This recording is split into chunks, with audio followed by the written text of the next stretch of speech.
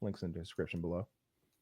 Andy. So, Andy, what do you kick it off? I know we all got questions. We do. Yeah, Andy is a big-time businessman, and this captures my interest. So you are currently the co-founder of Energy Sports. Your first, as far as I know, wild success was Quattro Wireless, which you sold to Apple. Yes. I actually had a business before that. That was pretty successful and did really well. For me personally, it was like my first win as an entrepreneur. So that means that you make less money because you got into it, kind of like being a struggling musician and you sign your contract with the record label and you crush your first album and you make no money off of it until you that next contract, right? But I actually did okay. But it was a company called M Cube out of Boston. It was the worst name ever, literally. Thankfully, it wasn't like consumer facing, but I didn't start it. Came in and worked with my now business partner for the last million years, and it was spelled lowercase m hyphen QUBE, M Cube, and the idea was it was mobile messaging marketing. Yeah, terrible, right? Like, don't ever name that company. That's confusing. It's classic, but it stuck.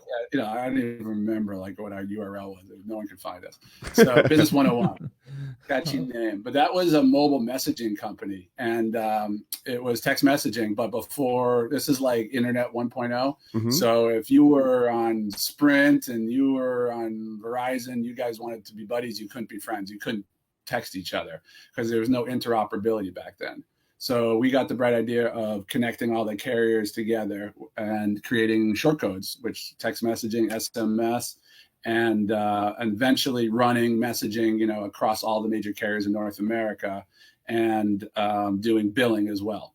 So like we were a startup out of Boston, and our first like giant gig was we started working with Fremantle with a brand new show called American Idol, and we were running the messaging voting, and we had no idea that 80 billion votes were going to happen every freaking night, and we sucked. The whole thing went down the first night, and they were like, "Oh my god, like the voting's all invalid." And we added more people and more servers, and everybody was sleeping over for days, and it was awful. But it ended up being a pretty cool company.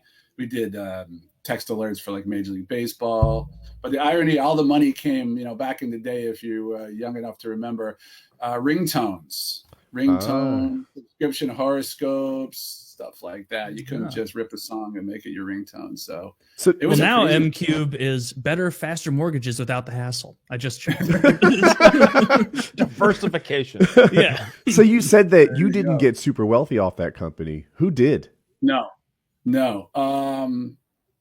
I don't know if any of us did. It was around for a couple of years before I got there. So it raised a bunch of money. It sold to VeriSign for $270 million.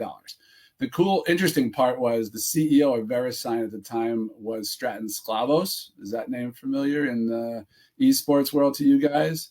Well, Stratton's the dude who put all the money behind Rick Fox for Echo Fox, which is gone now, but I gave it a shot there. And he bought it. And the business was fascinating because I think we sold it in 2006, and like 2004, no revenue, 2005, 2003, no revenue, 2004, no revenue, 2005, 5 million in revenue, all of it in December. 2006, about 75 million in revenue, in 1 year, and then we sold it. It's a pretty crazy run. Yeah. Wow. Yeah. Just so recap, we went from 5 to, did you say 75? 75 in 1 year, like all hyper growth, because text messaging took off. Like everybody was, getting suckered into those subscription ringtone and horoscopes, and we were doing, all these alerts and MTV stuff, and we had a bunch of carriers. So it was like hyper growth. I think we went from like 50 employees to about 250 employees, and trying to get people on the platform as quick as possible and give them info on how to run their business. It was really like a total business school case study, fascinating business. And it kind of went down as fast as it went up after we sold it. My nieces and nephews used to get in trouble for sending too many text messages, and they weren't on the right plans, or they had friends who weren't in Verizon. And I'd hear these numbers, and it's like, wait a minute, that breaks down to like 180 texts a day. That seems like a lot. You know? Do you remember how fun it was when you knew one of your friends was roaming to send like a bunch of one-word texts because it's like each one cost them 17 cents? That's why this man's company became worth 75 million. A bunch of jokers like you. I contributed. Yeah, I helped.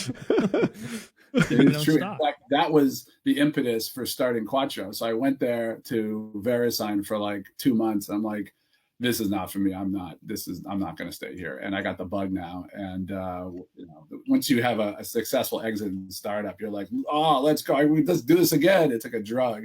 And the impetus was I was looking at my people's phone bills. I'm like, there's no way.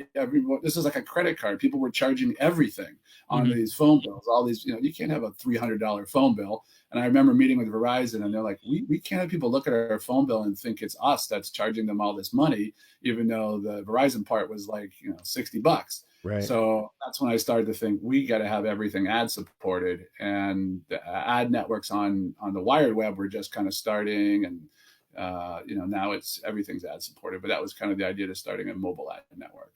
That was the company that Quattro that Apple bought. Huh.